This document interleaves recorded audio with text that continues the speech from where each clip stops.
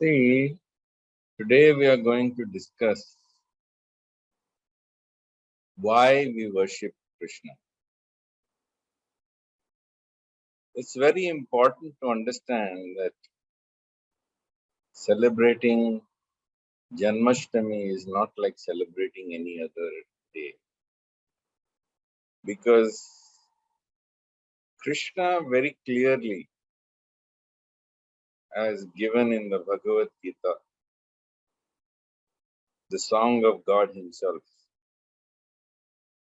clearly states that Krishna is supreme. In the Bhagavad Geeta, in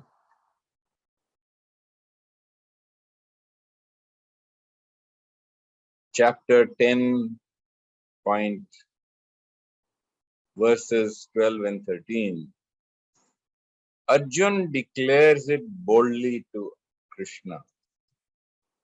Arjuna vacha param brahma param dhama pavitram paramam bhavan purusham shashvatam divyam adi devam ajam vibhum ahuston rishaya sarve deva rishi naradas tatha asita devila vyasa swayam chaiva bravishimi.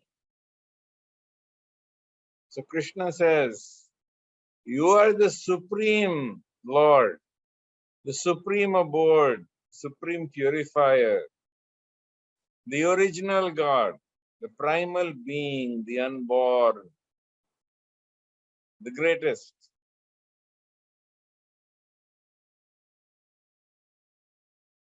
He's Adi Devam. Before, he is the source of all the other gods. Krishna says elsewhere that Na me vidu sura gana prabhavam na maharishiya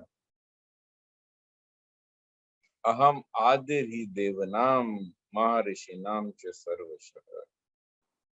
Krishna says, I am not known even by the gods, the devatas, nor am I known by the rishis, because I am the source of all of them. I am the original, primal, supreme Lord from whom all other rishis, all other devatas, all of them emerge, from whom all of them are created.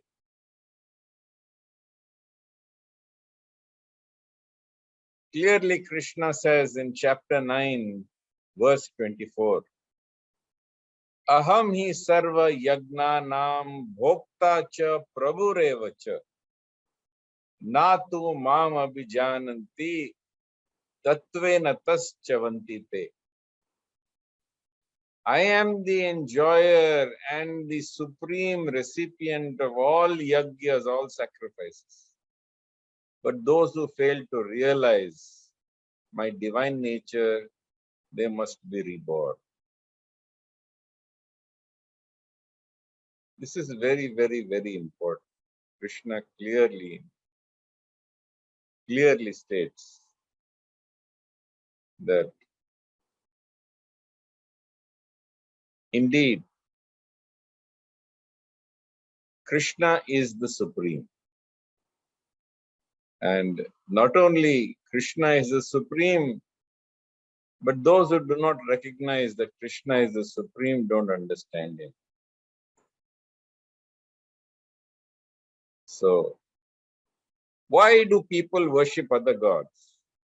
What is it that makes them worship other gods?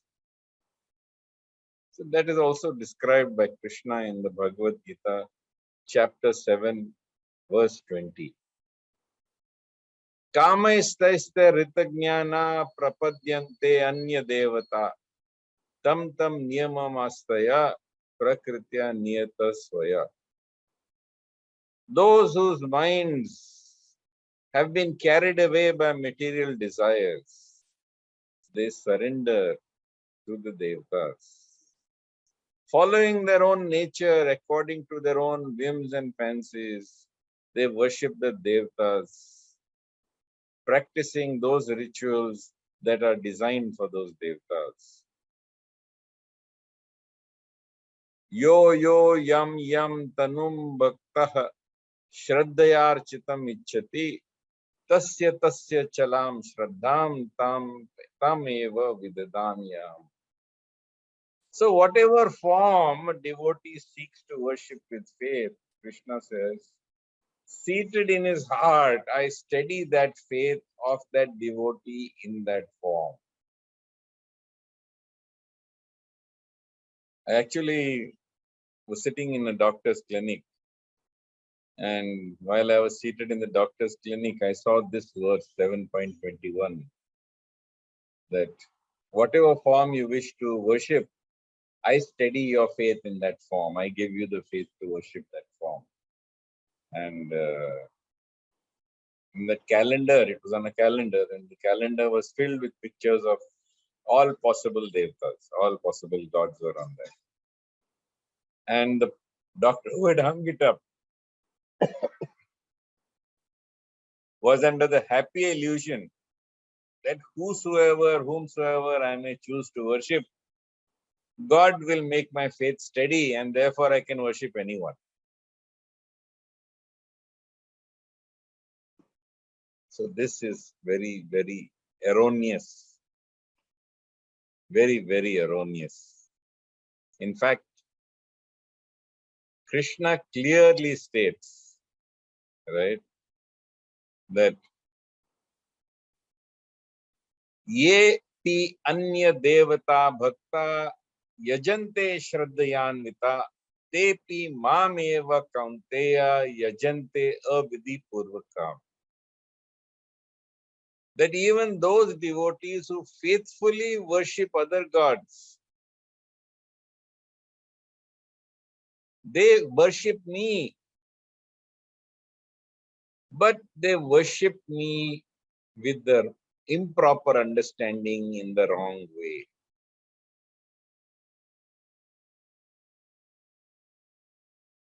So what happens to these people? Krishna elaborates. And what does Krishna say? Krishna says, Sataya Shraddhaya Yuktas Tasya Aradhanam Ihte Labate Cha Tatah Kaman Mayaiva Vihitan Hitan. With the faith that I have given him, the devotee will worship any particular god he wishes, and he will obtain the objects of desire.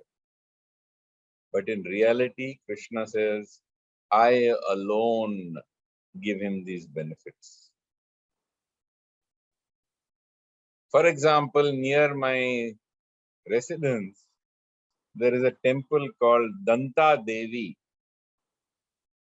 It is meant to be worshipped if you want your children to have nice teeth. You don't need an orthodontist, just go to Danta Devi. So, like this, there are many examples. There is Sitla Devi temple. Sitla Devi temple is essentially a temple which was meant to protect people from smallpox. So like this, there are so many gods. And Krishna says that they all have their different forms of worship. But although they have their different forms of worship, ultimately, that worship is meant for me, it's offered in the wrong way, it is offered without proper understanding. And Krishna says very clearly that that benefit does not last. Antavattu phalam tesham tadapya alpamedasam devan dev yajo yanti madbhakta mamapi. So Krishna says that those who worship the devtas, they go to the abode of the devtas. Those who worship me, they come to me. What does that mean? It means that you go to the abode of the Devatas because you have worshipped them. And that abode is not permanent, it is not lasting. Soon you must come back again into this world. So Krishna says, Yanti Deva Vrata Devan Pitran Yanti Pitra Vrata Bhutani Yanti Bhuteja Yanti Madhyajno Apimam. Those who worship the Devatas go to the Devatas. Those who worship their ancestors, they go to the ancestral abode of Pitralok. Those who worship ghosts and spirits, they go to the abode of ghosts and spirits. Those who worship me, they come to me. In fact, Krishna clarifies and he says, Abhrama bhuvana loka punaravartino arjuna mam upetya tu kaunteya punarjanmana vidyate. Clearly, Krishna points out that right from the abode of the first of the gods, Brahma, downwards, Abhrama bhuvana loka punaravartino arjuna. That is the highest of all the planets of the gods. And everybody must come back from that abode. But those who come to me, they never return. In fact, because people were performing Vedic sacrifice to go to Swarg and enjoy in Swarg and get a higher birth, Krishna clearly points out in chapter 9, verse 21, Te tam bhuktva swarga lokam vishalam shine punyam arti lokam vishanti. Evam trai dharmam anuprapanna gata gatam kama kama labhante. So people who worship these gods, the maximum of enjoyment they can afford or hope to reach by worshipping, for example, Indra, is to go to heaven. And having gone to heaven, they enjoy heaven. And having exhausted their pious deeds, their stock of merits, they return back into this plane. Thus, those who follow Vedic rituals, desiring objects of enjoyment in heaven, repeatedly come and go within this world. It's like if you have earned a ticket to go to a resort, let us say for 4 nights and 3 days, and you go there, you have a great time. But at the end of that time, you must return back to your home. You cannot stay there indefinitely. The management will treat you very well. They will tell you how wonderful that you've come. Please come again. But when you can pay for the next round of holiday, do think of us and come. That is heaven. So, on the other hand, Krishna points out, Ananyas chinta yanto mam ye jana paryupasate tesham nitya viyuktanam yogakshemam vahamyam. But those who worship me, whatever pious credits they earn, whatever spiritual gains they have, is never lost. You only move forward. You don't move backwards. It's like, when you play snakes and ladders, you go up a ladder and then you come down the snake. That is what the Vedic system is about. You worship the Devatas, go to their abode, exhaust that thing, come back again. Meantime, if you have committed some sinful activities, you go to hell and then come back again. So these activities keep on going. But Krishna says, Ananyas chintayanto mam ye janah paryupasate tesham nityabhyuktanam yogakshemam vahamyam. I preserve all the spiritual credits you earn, and I provide opportunity to gain progress and more spiritual credits to progress. So, Krishna very clearly is pointing out to each and everyone that to worship him is different from worshipping the devatas.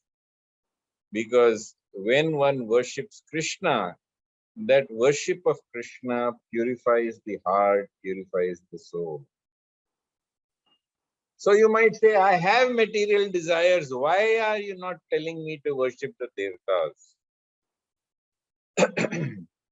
Why don't I worship this Baba? Why don't I worship this Mata? Why don't I worship so and so?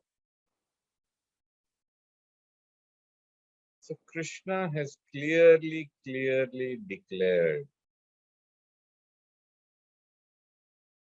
that he is the recipient of all sacrifice.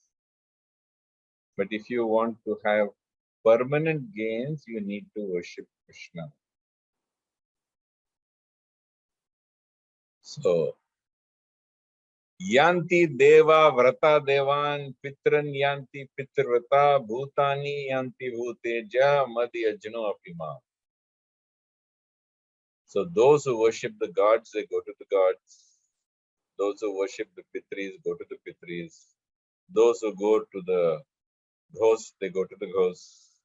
Those who worship me, Krishna says, they come to me, never to return. So Krishna is the supreme. And Krishna must be worshipped as the supreme. If you do not understand that, Krishna says, you will come back again into this place of birth and death. In the meanwhile, you must understand that while there are other incarnations of Vishnu, you are better off when you understand what Krishna is saying. Often it is said, behave like Ram and follow the teachings of Krishna. So Ram came as a Maryada Purushottam. He came as God limited by the qualities of the ideal king, by the ideal person. And therefore, many of the things that Ram did as the ideal person were limited. He gave knowledge, whereas Krishna gave wisdom. It's very important to understand that difference. Ram, sticking to the rules, he asked Sita to prove that she was pure. And finally, Sita was cast out from his life simply because she was kidnapped by Ravan. Krishna, on the other hand, he was so magnanimous, his heart was so open, he was so unlimited, that when 16,000 women were carried off from their husbands, from their parents, from their brothers and sisters, by a demon who imprisoned them in his harem, no one wanted them back when they were freed. But Krishna was not limited by the laws or restrictions that Ram had to follow the rules. So Krishna bent the rules. And all those 16,000 women, he accepted them as his wives. And he expanded himself, since he was unlimited, as one Krishna for each of those 16,000 women. This is the nature of God. Ram could never leave the battlefield because he was the ideal Kshatriya. But Krishna, he became famous as the Ranachod. So Krishna came that yes, there are rules, but that one must be compassionate and know when to bend the rules. You cannot condemn women because they are carried off or kidnapped by somebody. You must accept them as they are. Because the evil done by a demon, a kidnapper, doesn't curse them to a life of solitude. On the other hand, Krishna very clearly saw Kshatriyas going again and again and dying on the battlefield, even though they were overwhelmed. So Krishna came to teach the Kshatriyas that when it is appropriate, please learn to withdraw from the battlefield. This is called Ranchod. That's why he's called a Ranchod. So Krishna also saw that people were hoarding. They were hoarding milk, and they were hoarding butter, and they were hoarding so many things. So Krishna came as Makhan Chor to steal that butter that they were hoarding and to share it with his friends and with the monkeys. So Krishna is a very unique personality. He came not to teach rules, he came to teach people how to bend the rules. Krishna came not to be hard and harsh with people, he came with compassion and love to share his incarnation with as many people as possible. Krishna, in fact, is unique because he is worshipped in as many ways as you can imagine. He is worshipped as a child. So many people have a Bal Krishna in their home to bring out the Vatsalya Ras. Many people worship him as a Lord and that we are the servants. This is called Dasya Ras. So in this way, Krishna is worshipped as a friend, which is called Saksharas. And in this way, people ultimately engage in Atma Nivedanam, that is complete surrender unto God. The message that Krishna gave in the Bhagavad Gita is unparalleled. It is unparalleled.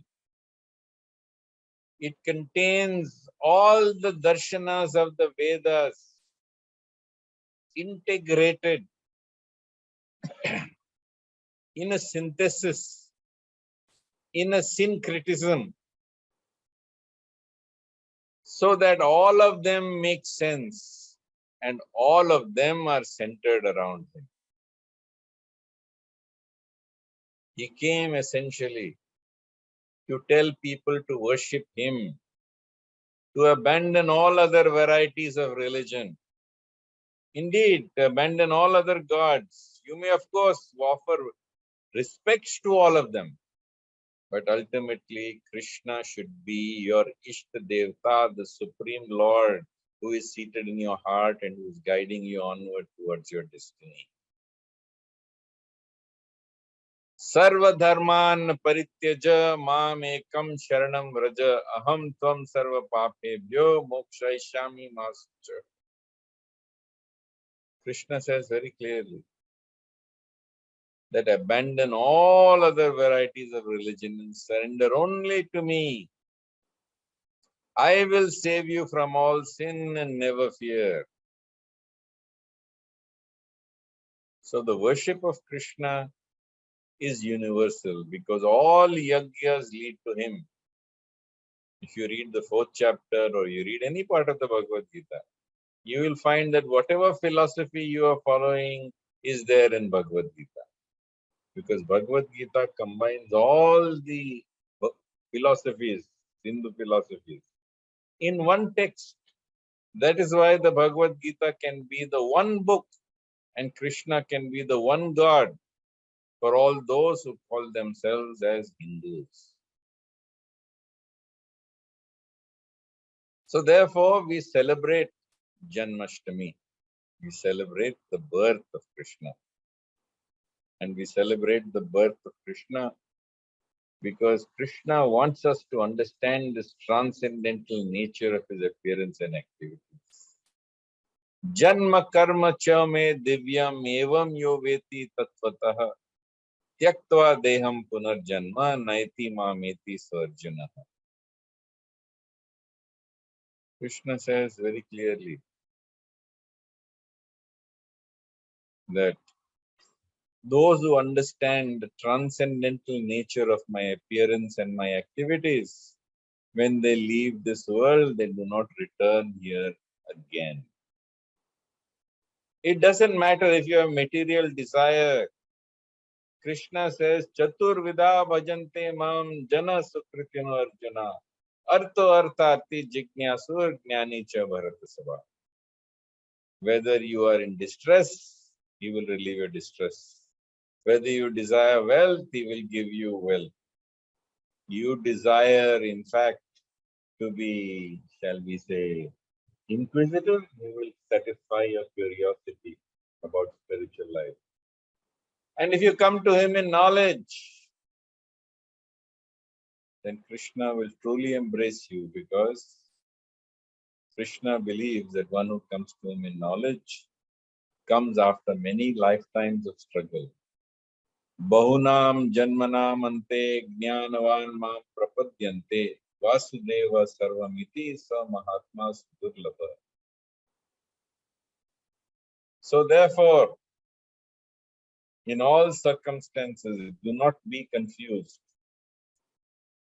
Don't be like people who worship this God also, that God also, ye God also, wo God also. And therefore, they are a little confused. They don't know who is the Supreme Lord. And because they don't know who is the Supreme Lord, and they worship so many gods, at the time of death, they are unable to remember him, and therefore they are unable to go back to him. But those who constantly worship him single-mindedly, those who worship him from their heart, from their soul, those who are constantly engaged in his worship, God takes them to the Brahma Bhuta platform. He takes them to the platform of being Astita Prajna, a Gunatita.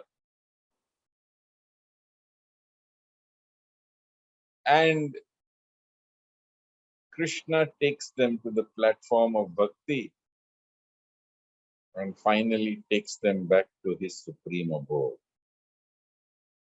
Therefore, Krishna says that in all circumstances we must worship him. Indeed, akamo sarvakamo va, whether you are without desire, akamo sarvakamo va, you are bursting with desire, you have all kinds of desires.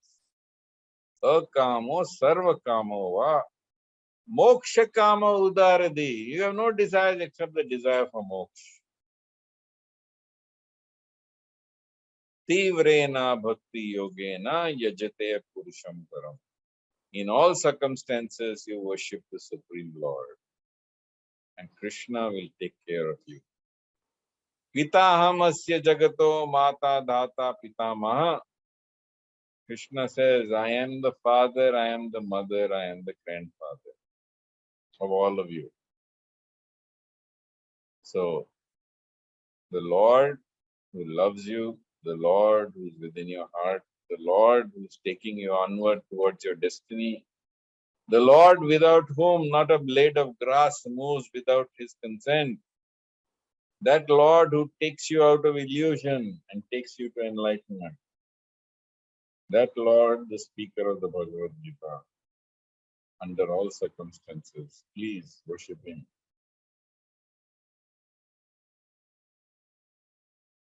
So I'll pause here. If there are any questions, I'll be happy to take.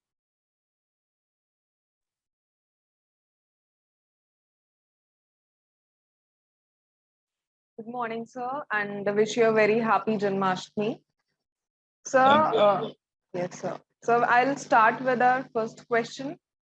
So a lot of people, as you have said, they worship different gods. But if we talk about Lord Krishna, so a lot of people, when they worship, so they do not worship him as the god. They sometimes, consider him as his friend, sometimes as the guru.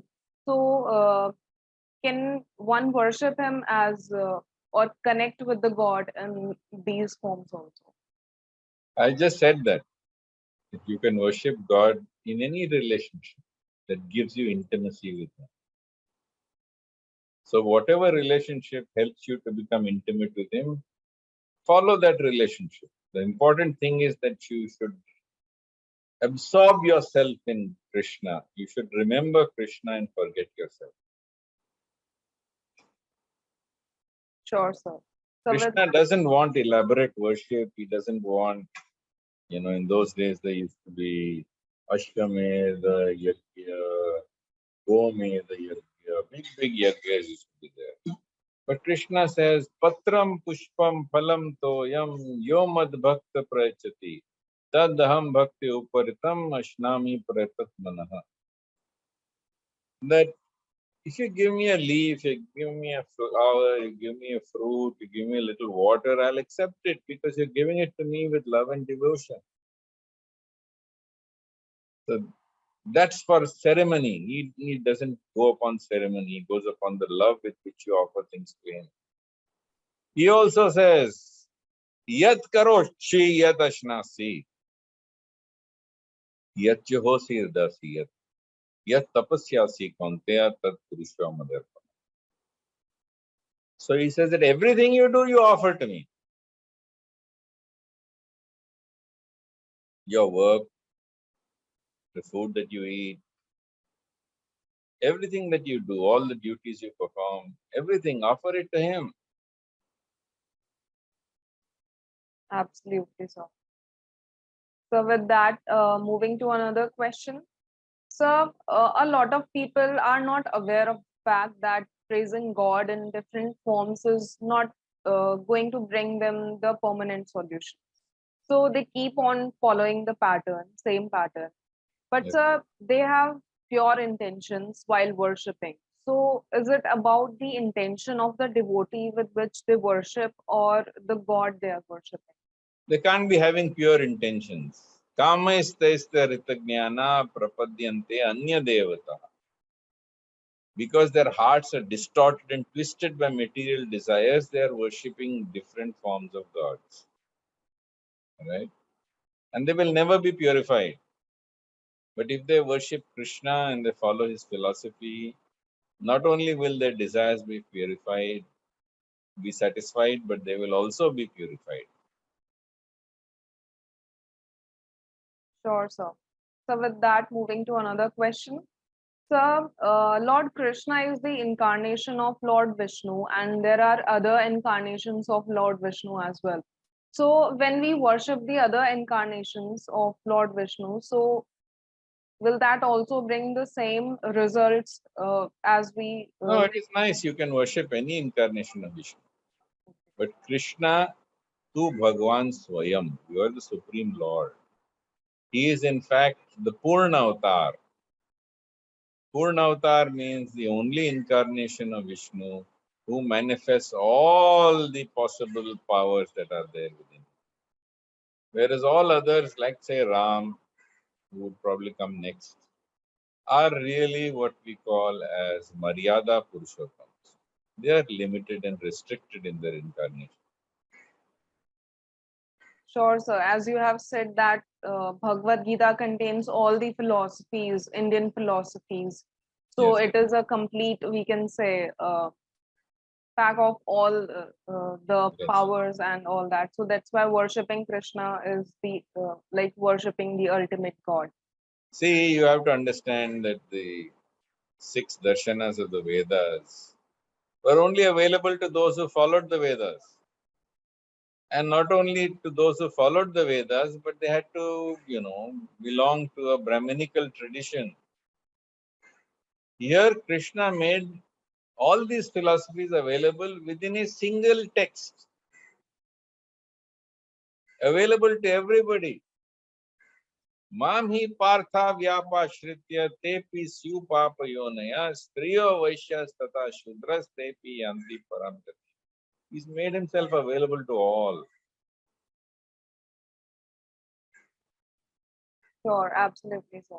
So, sir, that was the questions for today, and we wish you a very happy Janmashtami. Same to all of you. Hari Thank you Krishna. so much. Thank Jai you. Shri Krishna. Hari Om.